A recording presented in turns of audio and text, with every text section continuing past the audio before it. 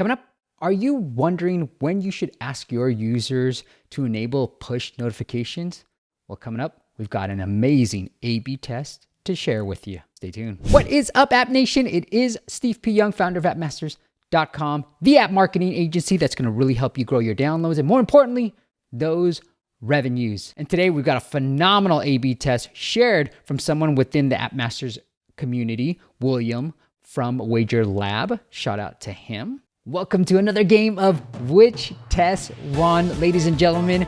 I am your host, Steve P. Young, and for this round, we've got push notifications. We've got A, which is the default iPhone iOS prompt, and we've got B, which is a double opt-in. So here, just so you guys understand the journey, people download Wager Lab, they see a couple of screens, they create their account, and now they're hit with this particular screen. Now, which test do you think got more people to enable push notifications? Leave it in the comments below, A or B. Do not cheat. I'll give you a few seconds.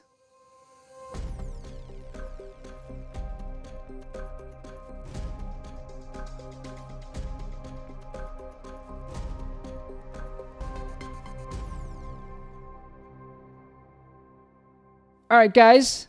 Answers locked. The answer is A. Yes, I actually thought this was counterintuitive because I actually preferred B. You know, this is what I've been saying. Hey guys, I actually personally prefer this, but my personal opinion does not matter in this case because the data showed that this default push notification increased the opt-in rate by 5 times, 4.8 to be exact. Now, that's why I really try to tell you the difference between my opinion versus data. And now that I've been sharing this with other people, people have said, yes, actually, A is the one. So I love these A/B tests. Whenever you hear me say an opinion, if it's not data backed, I'll usually tell you, say, hey, this is just my opinion. I'll usually say it like that. Test it. And I would love to know from you guys which one won. So if you got something to share with me, email me, steve@appmasters.com. All right, let's look at the results. Here we go.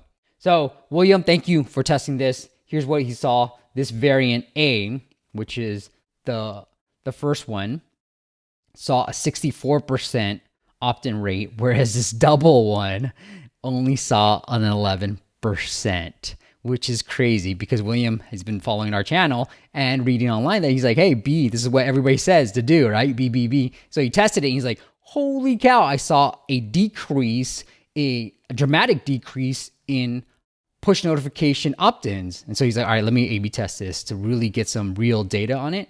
And that's what the results show. So best practice wise, when it comes to push notifications, I think, yes, William, thank you. Moving forward, we're always going to recommend just popping it up. But I think there's still some best practices. You probably don't want to do it right on app open. Now that, again, is my opinion. You might want to A/B test that, just asking them on app open, maybe. But I think the best practices here are either show after an account creation. So if they've created an account within your app, if your app requires that, show it. Or maybe show it after a few intro screens. So like remind them what the app is, give them some benefit, and then hit them with the standard opt-in right here.